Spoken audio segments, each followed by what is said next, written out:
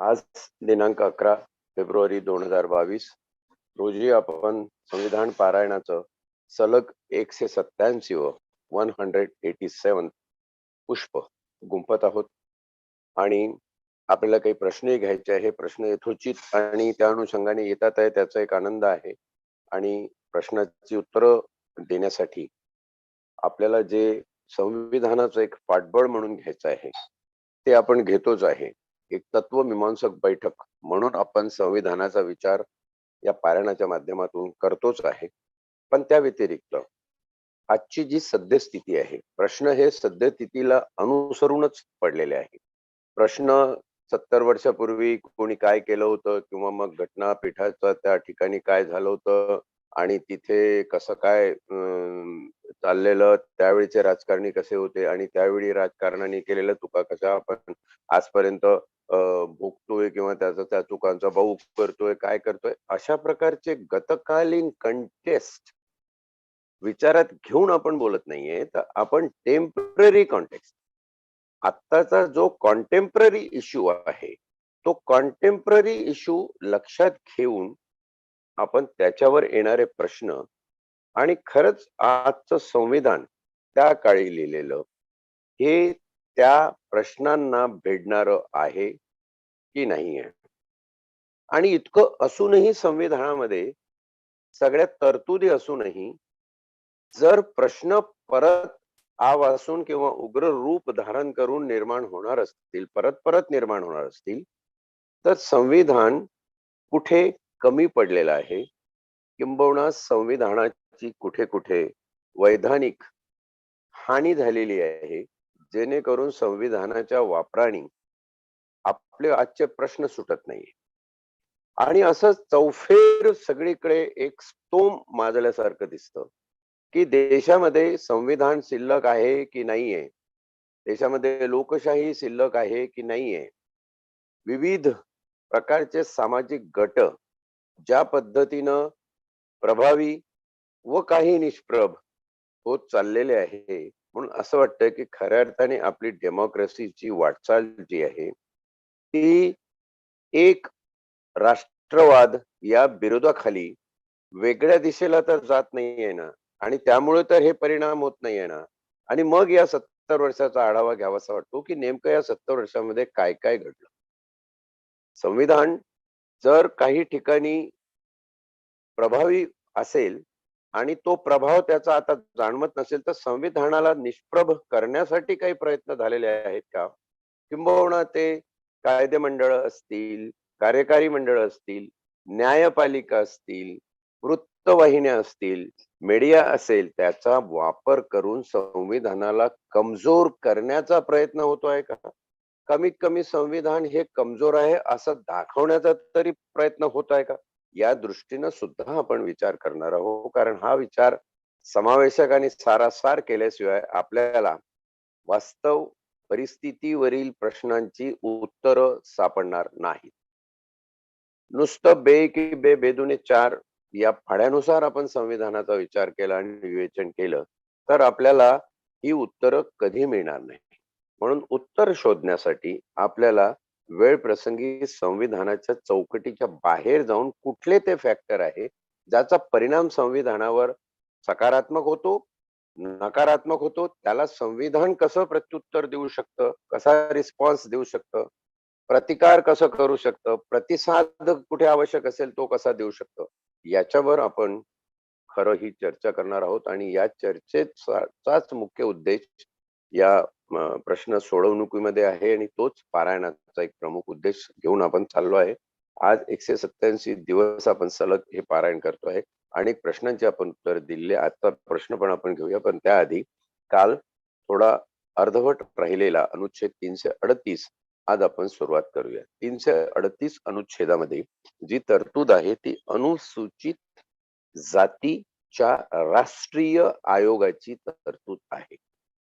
हा राष्ट्रीय आयोग अनुसूचित जातीसाठी आहे. काय कर्तव्य असणार की या देशामध्ये ज्या शेड्यूल कास्ट आहेत, हा वर्ग नाहीये, क्लास नाहीये. बॅकवर्ड क्लास वेगळा आहे, आणि शेड्यूल कास्ट वेगळे आहे. आता इथे एक प्रश्न पडतो की शेड्यूल क्लास का नाही म्हटलं, शेड्यूल कास्ट का म्हटल्या? ट्रायबल अनुसूचित जनजाती, शेड्यूल ट्राईब्स का म्हटल्या, शेड्यूल क्लास का नाही म्हटल्या? ट्राईब्स ला जनजात म्हणजे ट्राईब या शब्दामध्ये जात आहे. कास्ट शब्दाचा तर तंतोतंत अर्थ जातच आहे, पण ट्राईब या शब्दामध्ये सुद्धा जातीचा निर्देश आहे, म्हणून जनजाती. मग जाती आणि जनजाती याच्यामध्ये फरक काय आहे?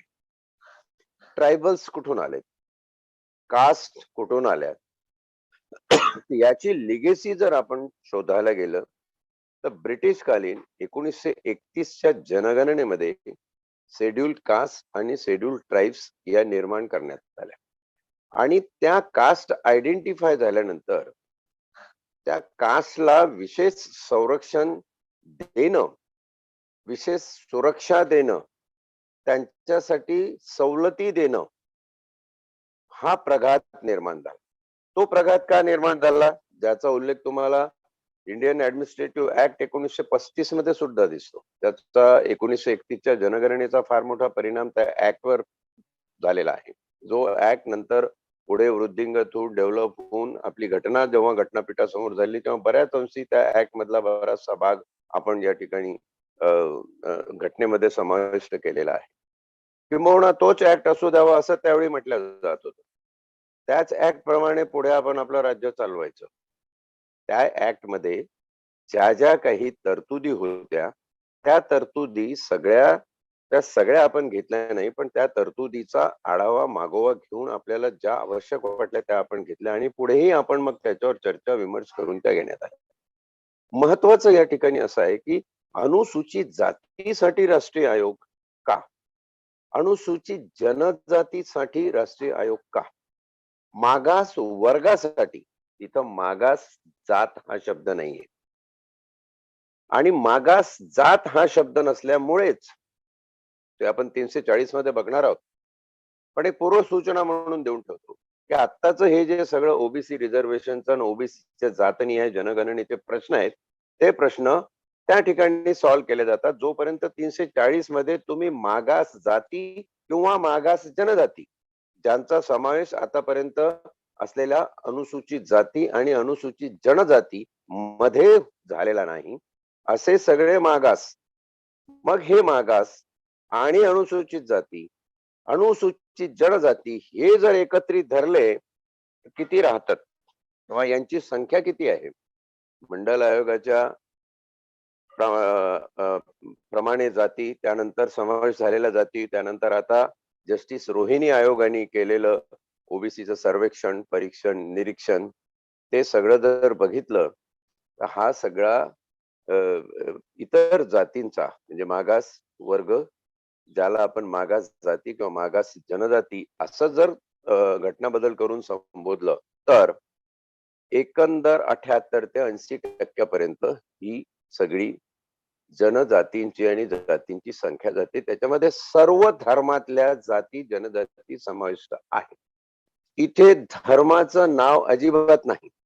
म्हणजे अनुसूचित जाती, अनुसूचित जनजाती किंवा उद्या मागास जाती किंवा मागास जनजाती असं जर लेबल आलं तर त्या लेबल मध्ये मुस्लिमांच्या पण मागास जाती जनजाती येतील,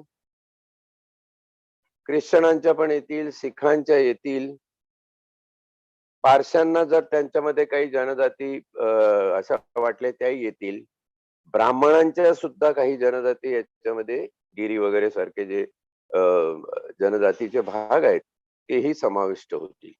आणि म्हणून या सगळ्यांची संख्या जर बघितली तर 80% वर संख्या जाण्याची शक्यता आहे. आणि हा एक संविधानातला प्रघात वापरून आपण ओबीसी या सदराखाली जातनिहाय जनगणना करत नाही. जी जातनिहाय जनगणना आपल्याला अनुसूचित जाती राष्ट्रीय आयोगामार्फत केली जाते, जी जातनिहाय जनगणना आपल्याला अनुसूचित जनजाती राष्ट्रीय आयोगामार्फत केली जाते, ती जनगणना मागासवर्ग राष्ट्रीय आयोग अनुच्छेद 340 अन्वये दिलेला त्याच्या मार्फत केली जात नाही, कारण तिथं वर्ग लिहिलेला आहे, तिथं जाती आणि जनजातीचा उल्लेख नाही. म्हणून जे कोण टाहो फोडून आज ओबीसीची जातनीय जनगणना झाली पाहिजे, जातनीय जनगणना झाली पाहिजे म्हणून बोलतात, त्या सगळ्यांनी एक गोष्ट लक्षात ठेवावी की सुप्रीम कोर्टामध्ये आजपर्यंत ज्या केसेस या बाबतीत लढल्या गेल्या, त्या ठिकाणी जे जे प्रतिज्ञापत्र, शपथपत्र केंद्र सरकारच्या वतीने फाईल करण्यात आली, त्याच्यामध्ये 340 एक नाही 10 वेळा अनुलक्षून उल्लेखित करण्यात आलेला आहे. त्याचा उल्लेख झालेला आणि त्याच्या प्रकर्षाने हा उल्लेख झाला.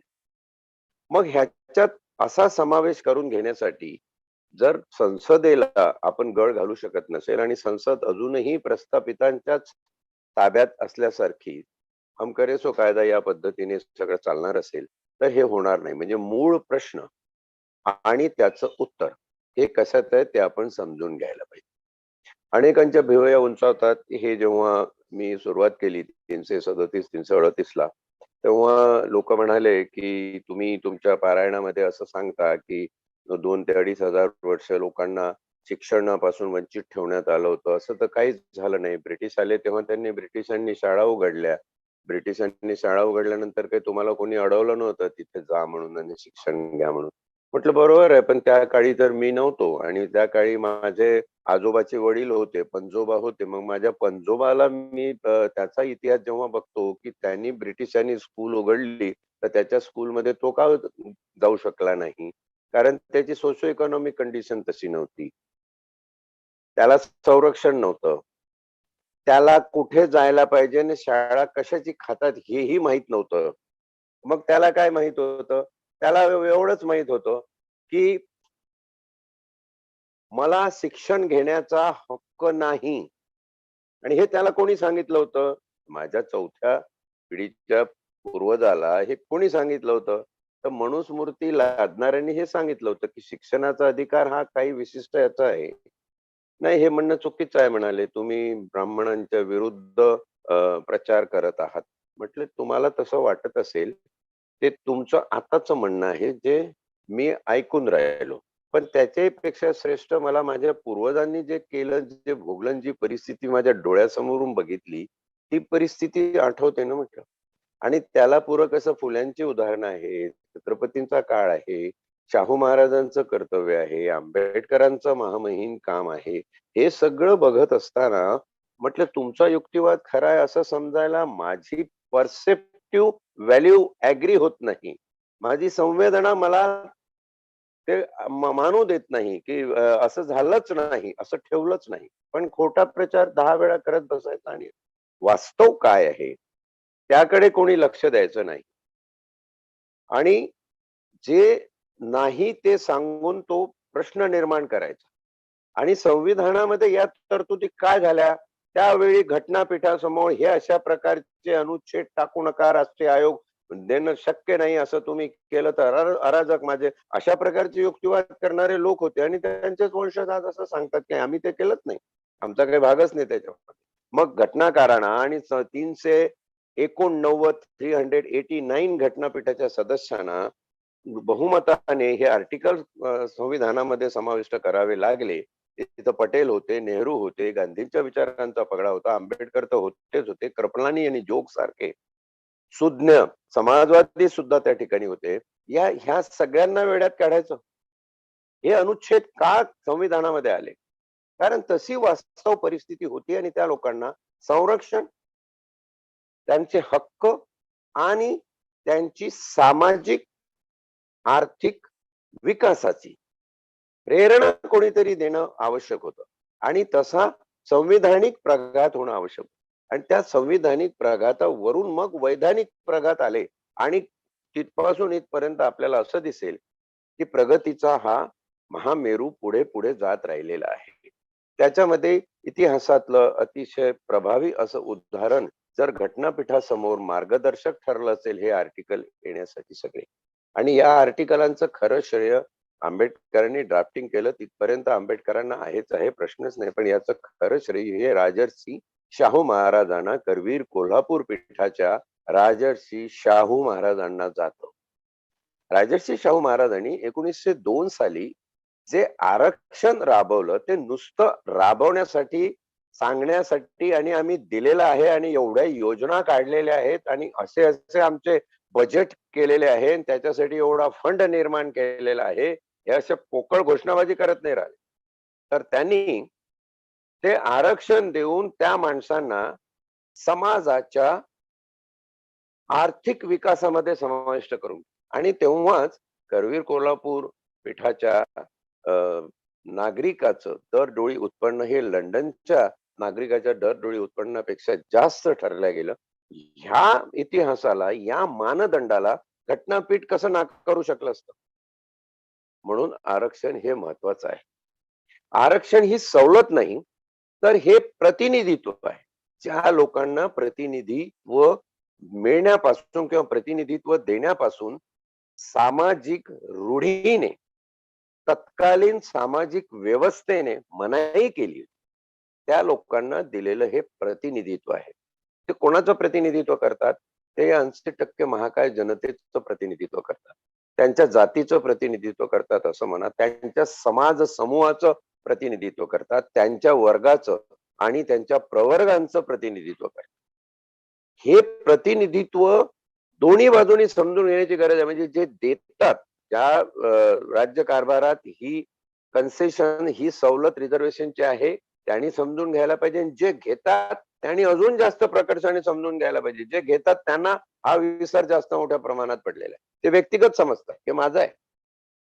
हे तुमच्या वर्ग आणि प्रवर्गासाठी, हे तुमच्या जाती आणि जनजातीसाठी दिलेलं प्रतिनिधित्व आहे आणि ते प्रतिनिधित्व म्हणून तुम्ही त्याचा स्वीकार केला पाहिजे. ही कन्सेप्ट आपल्याला प्रबोधनामधून, पारायणामधून जनतेपर्यंत पोहोचवणं महत्वाचं. आणि हे का आयोग निर्माण झाले ह्याचा विचार इथे केल्यानंतर या आयोगाची रचना कशा पद्धतीनं करण्यात आली आणि ही रचना होत असताना काय काय कर्तव्य त्यांना बहाल करण्यात आली, त्या कर्तव्याबरोबर त्यांना काय काय अधिकार देण्यात आले आणि त्या अधिकाराला पार पाडण्यासाठी काय काय जबाबदाऱ्या त्यांच्यावर टाकण्यात आल्या, याचं विवेचन बघणं हे खऱ्या अर्थाने विवेचनाचं आणि अभ्यासाचं खरं लक्ष होईल. म्हणून आपण पुढे बघूया. ड पासून त्याची सुरुवात करूया. असे अहवाल हे वर्षागणिक आयोगाने राष्ट्रपतीला द्यायचे असतात. इथपर्यंत आपण बघितलं. पुढे असं म्हणतंय, या अहवालांमध्ये संघराज्याने किंवा कोणत्याही राज्याने त्या संरक्षक उपाययोजनांची प्रभावी अंमलबजावणी करण्याकरिता योजावयाचे उपाय आणि अनुसूचित जातीचे संरक्षण, कल्याण व सामाजिक आर्थिक विकास. इथं कल्याण हा शब्द नव्याने प्रविष्ट झालेला आहे. Welfare, protection, welfare, socio economic growth, त्यांचं वेलफेअर, संरक्षण, कल्याण, सामाजिक आर्थिक विकास याकरिता करावयाचे इतर उपाय याबाबत शिफारसी करणे. त्यांचं कल्याण कशाने होईल, त्यांचं संरक्षण कशाने होईल याबाबतच्या सगळ्या शिफारसी, त्यांचा सामाजिक व आर्थिक विकास कसा होईल त्याबाबतच्या सगळ्या शिफारसी या अहवालामध्ये समाविष्ट असल्या पाहिजे. च म्हणून पुढचं आहे, अनुसूचित जातीचे संरक्षण, कल्याण व विकास आणि उन्नती या संबंधात संसदेने केलेल्या कोणत्याही कायद्याच्या तरतुदींना अधीन राहून राष्ट्रपती नियमाद्वारे विनिर्दिष्ट करील अशी इतर कार्ये पार पाडणे. त्याशिवाय म्हणजे त्यांचं संरक्षण झालं, कल्याण झालं, विकास उन्नती झालं, त्याशिवाय एखादी विशेष बाब म्हणून जर राष्ट्रपतीने त्यांना काही वेगळे आदेश आयोगाला दिले असेल, आयोगाला आदेश कोण देऊ शकतं? राष्ट्रपती आदेश देऊ शकतो. आणि त्या आयोगाने केलेल्या कारवाई कशा प्रमाणे होते? संसदेने निर्माण केलेल्या कायदेच्या चौकटीप्रमाणे ते लोक कारवाई करतात. राष्ट्रपतीने जर असे आदेश दिले असतील की तुमचं जे कल्याणाचं, विकासाचं, संरक्षणाचं, सामाजिक आर्थिक प्रगतीचं अहवालाचं बिरुदावली आहे, त्याच्यामध्ये हे अजून एक जास्त समाविष्ट करा. उदाहरणार्थ राष्ट्रपतीने सांगितलं की आपल्या या तुमच्या जाती आणि प्रजातीमध्ये, पोटजातीमध्ये अजून किती वर्ग याच्यामध्ये समाविष्ट करण्यासारखे आहेत किंवा किती वर्ग हे सामाजिक आणि शैक्षणिक स्तराने, आर्थिक स्तराने अविकसित आहे, त्याचा अभ्यास करून माहिती द्या. तर आयोगाला ती माहिती तशी द्यावी लागते. किंबहुना आयोग आपल्या अहवालामध्ये तशी शिफारस करणार की या ठिकाणी या क्षेत्रामध्ये एवढे लोक आपल्याला या संबंधाचे दिसतात, पण याशिवाय सुद्धा ही संख्या जास्त असू शकते, तर ही जात गणना होणं आवश्यक आहे. असं जर दिलं तर राष्ट्रपती त्यांना आदेश देऊन अशा प्रकारचे अतिरिक्त अहवाल मागवून घेऊ शकतात.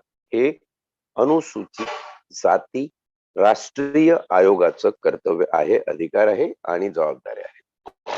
समभाग 6 अनुच्छेद 338 असं म्हणतो, राष्ट्रपती संघराज्याच्या संबंधातील शिफारसीवर करण्यात आलेली किंवा प्रस्तावित करण्यात आलेली कारवाई आणि अशा शिफारसीपैकी कोणत्याही शिफारसी स्वीकारण्यात आल्या नसतील तर अशा अस्वीकाराची कारणे त्यांचे स्पष्टीकरण असलेल्या निवेदनासहित असे सर्व अहवाल संसदेच्या प्रत्येक सभागृहासमोर ठेवण्याची व्यवस्था करी.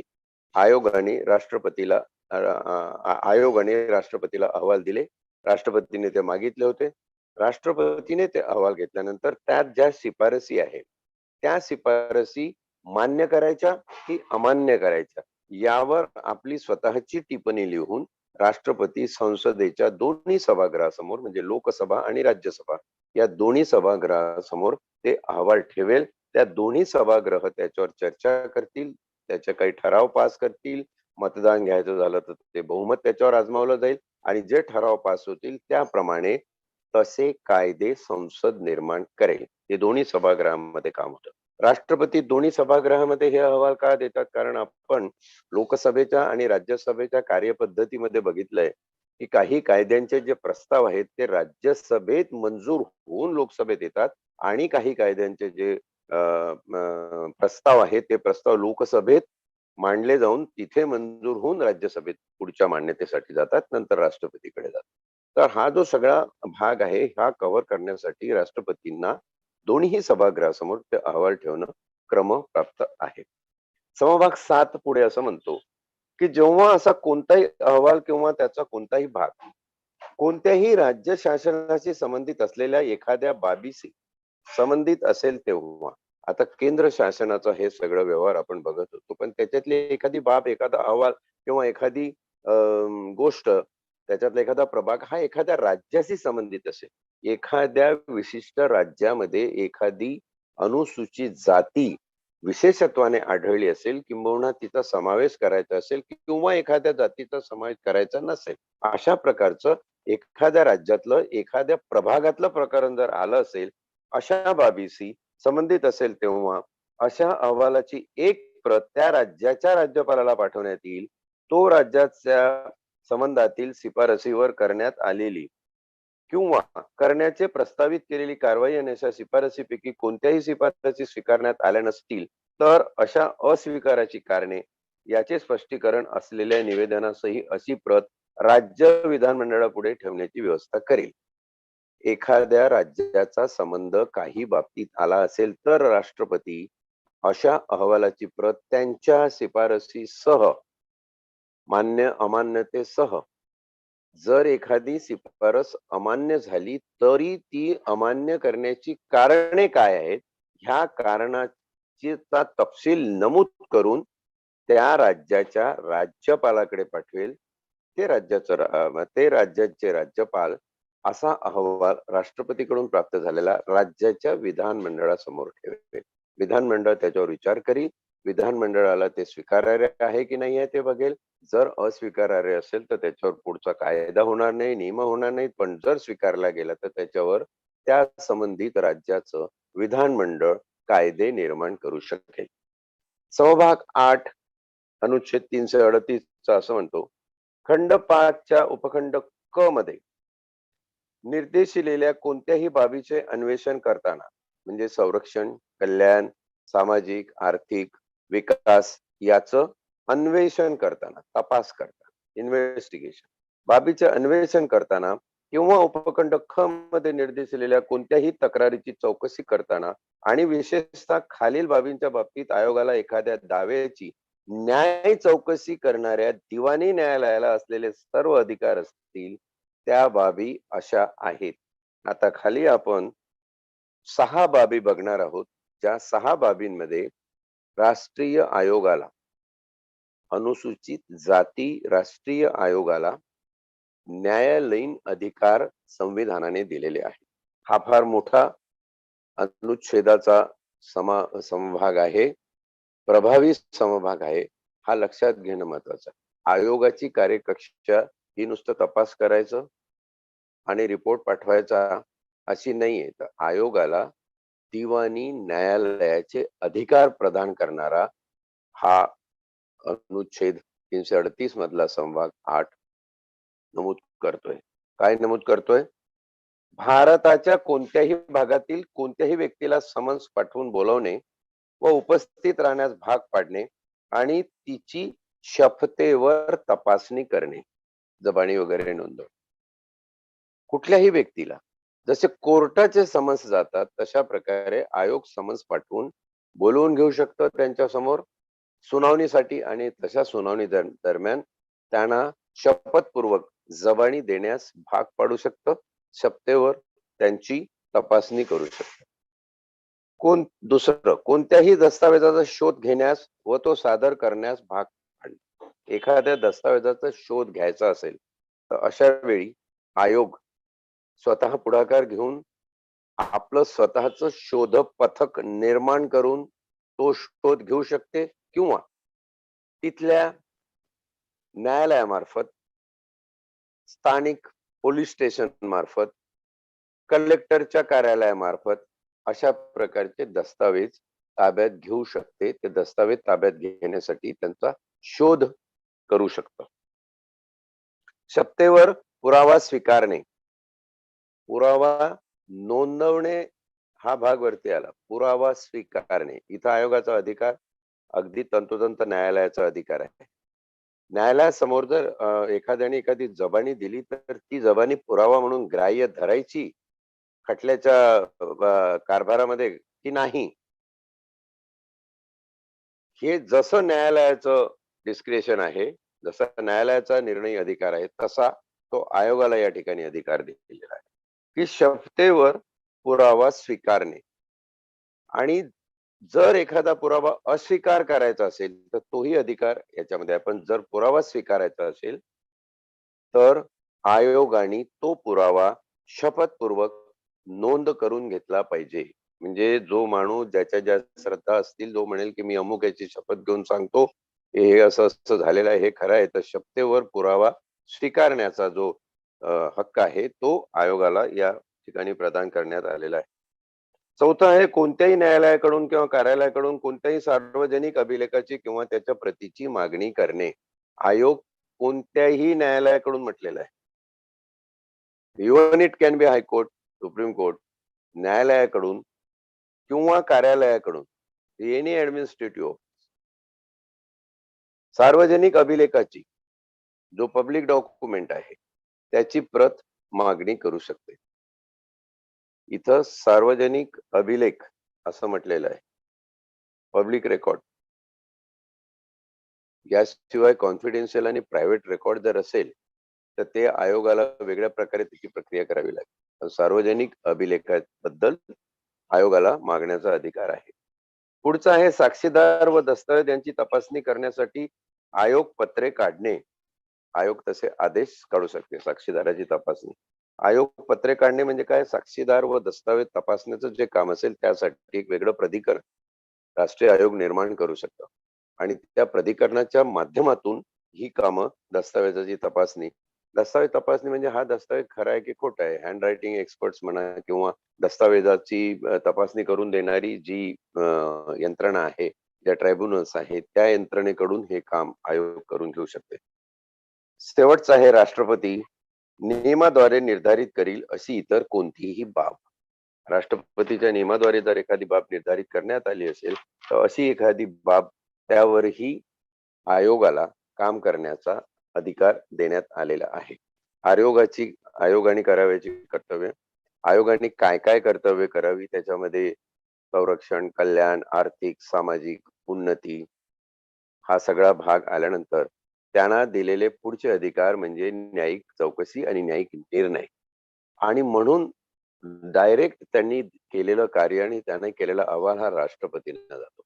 राष्ट्रपती त्याच्यावर ताऊन सुलाखून हे सगळं खरं आहे असं मानून त्याच्यावर आपले अभिप्राय देऊन संसदेच्या पटलासमोर हे ठेवतो. किंवा या अहवालाची मागणी जर झाली, एखादं पिटिशन कोर्टामध्ये पेंडिंग असेल, तर संसदेला जेव्हा मागणी होते की या पिटिशन मध्ये तुमचं काय म्हणणं आहे, काय इम्पेरियल डाटा आहे, तो या बाबतीत सादर करा, तर त्यावेळी अशा प्रकारचा डाटा संसद सरकारमार्फत त्या ठिकाणी सादर करू शकते. आयोगाचं हे महत् कार्य आहे, हे लक्षात घ्या. हा आयोग आपण साधा सर्वसाधारण असं समजतो तसं नाहीये. आयोगाला फार मोठे अधिकार आहे. हे शेड्यूल कास्टच्या बाबतीत आहे, फक्त शेड्यूल कास्टच्या लोकांनी लक्षात ठेवायचं असं नाही, तर हे शेड्यूल ट्राईब, जनजाती, अनुसूचित जनजाती यांच्याबद्दलही अशीच तरतूद आपण 2038 क मध्ये बघणार आहोत. आणि 2039 हा प्रांत वाईज अशी तरतूद आहे, म्हणजे भौगोलिक तरतूद त्याच्यामध्ये आपल्याला बघायला लागेल. आणि 340 मध्ये मात्र तुम्हाला या तरतुदी वेगळ्या दिसतील, कारण 340 मध्ये जाती नाहीये, वर्ग आहे. म्हणून 340 हा एक छोटा सोपस्कार असं म्हटलं तर चालणार नाही. शेवटचा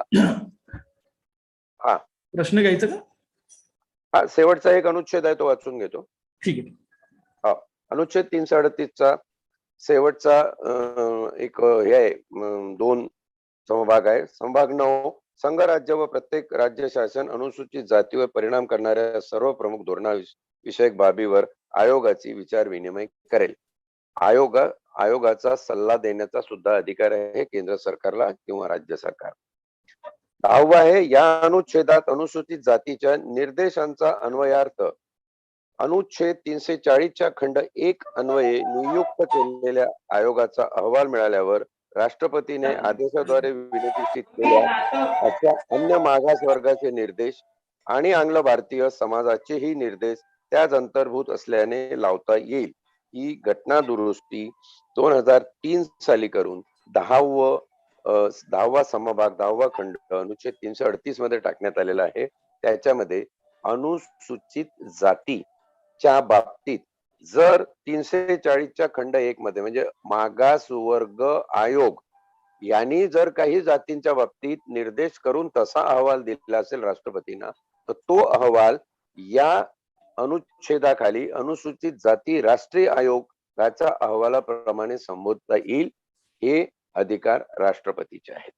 म्हणून या ठिकाणी आपण अशा प्रकारे 340 चा सुद्धा उल्लेख करून इथे आपला अनुच्छेद 338 आज संपतोय, की ज्या समाजाने आरक्षण घेतलंय आणि त्या समाजाचे म्हणजे आपण SC च म्हणूया किंवा ST च म्हणूया, त्या समाजाचे काही लोक असे आहे की ज्यांना आरक्षणाचे लाभ मिळालेच नाहीये. आणि म्हणून जो वर्ग, आता आपण अनुसूचित जातीच्या बाबतीत विचार करू. अनुसूचित जाती मधल्या ज्या काही जाती आहेत त्याच्या ज्या काही विशिष्ट जाती आहेत त्यांनाच हे आरक्षणाचे लाभ 90% किंवा जास्त प्रमाणात मिळाले, 10% मिळाले नाही. एक उदाहरण सांगतो. माझे एक मित्र औरंगाबादला DYSP आहेत, निवृत्त झालेले आहेत. त्यांनी एकदा चर्चेदरम्यान मुद्दा मांडला की मातंग समाजाचा एकही IPS अधिकारी हा आजपर्यंत झाला नाही. मग तो का झाला नाही? तर तो समाज त्या शेड्यूल कास्ट समाजांमधला जे काही समाज आहे त्यांच्या समाजामध्ये एकदम खालच्या थरावर आहे. खालच्या थरावर काय आहे? सामाजिक आणि आर्थिक दृष्ट्या, विशेष करून आर्थिक दृष्ट्या. आता मागासलेपणाला जर सगळे बाबतीमध्ये शैक्षणिक, सामाजिक, आर्थिक जर मापदंड लावले तर सगळ्यात प्रभावी असा मापदंड आहे ते अर्थकारण आहे. आर्थिक दृष्ट्या मागासलेपण असणं हे सर्वतोपरी सगळ्या मागासलेपणाचं एकमेव लक्षण समजलं जातं. आणि अशा ज्या जाती आहेत की ज्या जातींचा आर्थिक विकासच झाला नाही, किंबहुना झाला तर त्याचं प्रमाण 0.1 असेल तर दुसऱ्यांचा 10% झाला असेल, तर 10च्या वर्सेस 0.1 म्हणजे 1 दशमांश असं जर लक्षात घेतलं तर हे विपरीत समीकरण झालं. म्हणजे ही समानता विकासामध्ये किंवा कल्याणकारी राज्यामध्ये नाही झाली. आणि म्हणून त्यांच्यासाठी आरक्षण असणं आवश्यक आहे. मग ज्यांना ऑलरेडी आरक्षणाचे लाभ मिळाले, 2-2, 3-3 पिढ्या IAS, IPS करून तुम्ही व्यवस्थित उपभोगला आणि आता तुम्ही एकदम सुबत्तापूर्ण परिस्थितीमध्ये आहात. मुलं सगळी फॉरेन लँड मध्ये शिक्षण घेत आहेत. आता तुमच्यासाठी आरक्षणाची आवश्यकता आहे का?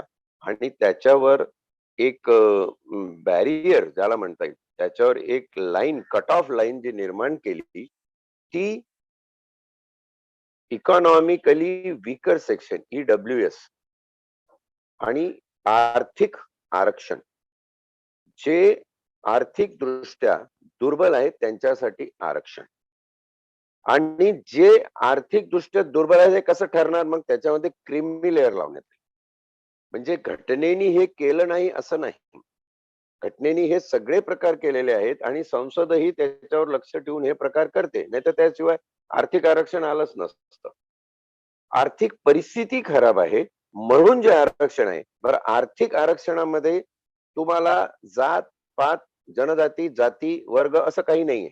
Anybody can avail that. ज्याची आर्थिक परिस्थिती खराब आहे ती, आणि आर्थिक परिस्थिती खराब असेल त्याचं एक सर्टिफिकेट किंवा मग तुम्हाला त्याच्यामध्ये लोक जाऊन हे करतात, म्हणून ते क्रीमी लेअर लावलं की ज्यांचं वार्षिक उत्पन्न या लेवलच्या वर आहे, ते कुठल्याही जात प्रवर्गातले असो, त्यांच्यासाठी आर्थिक आरक्षण आर्थिक निकषावरती EWSच्या ज्या कन्सेशन्स आहेत त्या प्राप्त होऊ शकत नाही.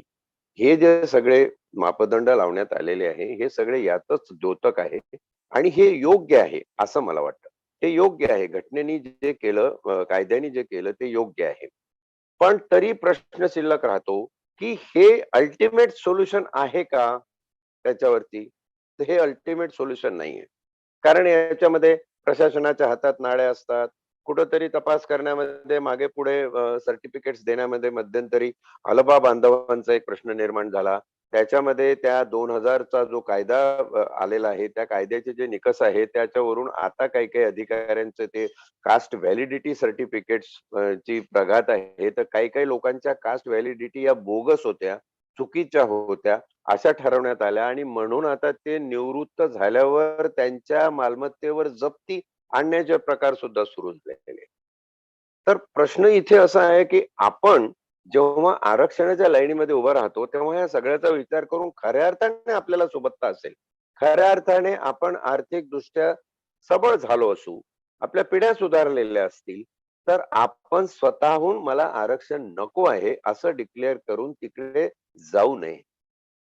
हा पण एक सामाजिक उत्थानाचा भाग होऊ शकतो. संविधानाच्या पारायणामध्ये हे अपील मी या जनतेला करेल की ज्यांना खरंच आरक्षणाची गरज नाहीये किंवा असं वाटत नाही त्यांनी याच्यापासून दूर राहावं. कारण आरक्षण हे प्रतिनिधित्व आहे आणि जे प्रतिनिधित्व आजपर्यंत तुमच्याच प्रवर्गातल्या, तुमच्याच जातीतल्या, तुमच्याच जनजातीतल्या लोकांना उपलब्ध झालेलं नाही, त्यांना कसं मिळेल? जेणेकरून ही मर्यादा आपल्याला परत 1700 वर्ष लावावं लागणार नाही, नाही ते अखंड असंच चालू राहील. हा जो प्रश्न विचारलाय तो फार योग्य प्रश्न आहे की 70 वर्षाची हे मर्यादा कधी संपणार आहे? कधी हे लोक विकासाच्या ह्याच्यात येतील? हे आयोगाचे जे अहवाल जातात त्या आयोगाच्या अहवालामध्ये जर असं नमूद केलं गेलं की खालच्या काही जाती आहेत त्यांच्यातलं तर एकही माणूस नोकरीला गेलेला नाही अजून. आत्ताही आपल्याकडे अशा न्यूज येतात, अमुक समाजातली महिला ही त्या समाजातली पहिली पोलीस कॉन्स्टेबल. अरे काय, आतापर्यंत तो समाज कुठे होता? पहिला सब इन्स्पेक्टर, त्या समाजातला पहिला IPS, त्या समाजातला पहिला IAS, त्या समाजातला पहिला डॉक्टर, त्या समाजातला पहिला इंजिनियर, असं सोशल मीडियावर दिसतं. इतके दिवस तो समाज कुठे होता? हे खरं तर आयोगाचं काम आहे. आयोग नेमलेले आहे, आयोगाने हे केलं पाहिजे आणि म्हणून आयोगामध्ये जी तरतूद या ठिकाणी दिलेली आहे त्यांचे कार्य आणि त्यांचं हे सगळं, की अशा जाती, बरं काही काही जाती अनआयडेंटिफाईड, अनरिकग्नाइज आहेत. नव्याने ते जात प्रवर्ग इन्क्लूड करून घ्यायचे असतात. ही जबाबदारी आयोगाची आहे आणि मला वाटतं राष्ट्रीय जनजाती आयोग जो आहे, राष्ट्रीय अनुसूचित जाती आयोग जो आहे, याच्यावर ही फार मोठी जबाबदारी आहे. आणि हे आयोग जेव्हा सुज्ञपणे असा विचार करतील की हे आरक्षणाचं काम जे आपल्याकडे दिलेलं आहे त्याचा निपटारा कशा प्रकारे करता येईल आणि जे लोक अजून वंचित आहेत ज्यांना हे सगळे कल्याणाचे आणि आरक्षणाचे लाभ मिळू शकले नाही, सामाजिक आर्थिक त्यांचा विकास झाला नाही, ते कसे मुख्य प्रवाहात आणता येतील? आणि जेव्हा एससीचे, एसटीचे, ओबीसीचे लोक हे असे आयडेंटिफाय करून त्यांना सवलती देऊन ते एका स्तरावर येतील, त्यावेळी मग असा दिवस कधीतरी तो सूर्य उगवेल ज्याच्यामध्ये आयोगाचा अहवाल असेल की आता रिझर्वेशनची गरज राहिलेली नाही. हे 70 वर्षाचं 60 वर्षाचं जे होतं ते पुढे वाढवण्यात आता काही अर्थ नाही. हे बंद करा आणि मुख्य प्रवाहात त्यांना येऊ द्या. भारत देश त्या दिवसाची वाट पाहत आहे. आपण सगळे त्याची वाट पाहत आहोत. प्रश्न शेवटी तिथे येतो. संविधानाने तरतुदी केल्या, पण आम्ही नैतिकदृष्ट्या संविधानाच्या तरतुदी समाज कल्याणासाठी, देश हितासाठी, देशाच्या कल्याणासाठी कशा वापरल्या की त्या स्वकल्याणासाठी वापरल्या. आता आजचे राजकीय पक्ष, आजचे सामाजिक संस्था, आजचं प्रशासन, आजचे नोकरदार, बाकी सगळे सगळे बघा आत्मकेंद्री कारभार झालेला आहे. काही काही ठिकाणी सिंडिकेट्स आणि टोळके झालेले आहे आणि मग ती प्रकरणं नवीन नवीन पद्धतीने उकरून काढायची, त्याचा उहापोह करायचा, भावनिक भांडवल करायचं, राजकीय सत्ता हस्तगत करायची, अर्थसत्ता मिळवायची, याच्यातच हे सगळंच आहे. म्हणून हे निश्चितपणे झालं पाहिजे, हे होईल. प्रश्नकर्त्याचं मी अभिनंदन करून त्यांना परत सांगतो, हे अपुरं आहे, हे पूर्ण केलं गेलं पाहिजे. आणि कशा पद्धतीनं पूर्ण केलं गेलं पाहिजे? तर दोन्ही पद्धतीनं पूर्ण केलं पाहिजे, संविधानिक आणि वैधानिक. आणि त्याचप्रमाणे जनतेने जे लाभार्थी आहे आरक्षणाचे, त्यांनी हा विचार प्राथमिकतेने करायचा की खरंच आता माझ्या पुढच्या पिढीला आरक्षणाची गरज आहे का? तुम्ही आरक्षण आरक्षण करून जेव्हा स्वतःची जात पुढे आणता, तेव्हा नॅचरली तुम्ही समाजाच्या इतर प्रवर्गांपासून सेग्रिगेट होता, अलग पडता. हा समाज एकात्म समाज, एकनिष्ठ समाज भारताचा कधी निर्माण होईल, जे संविधानाला अपेक्षित आहे. हा विचार दोन्ही बाजूनी होणे या ठिकाणी आवश्यक आहे. एवढं याच्यावर उत्तर सांगतो. आज वेळेची मर्यादेअभावी इथे थांबतो. इथं पुढे आपल्याला जनजाती राष्ट्रीय आयोग बघायचा आहे, त्यानंतर मागासवर्ग राष्ट्रीय आयोग बघायचा आहे, त्यानंतर आर्थिक निकषावर लागणारे रिझर्वेशन तेही आपल्याला बघायचे आहेत. आणि त्यावेळी परत असे प्रश्न आपण घेऊया आणि प्रश्नावर विवेचन करूया. तोपर्यंत अनुमती घेतो. धन्यवाद.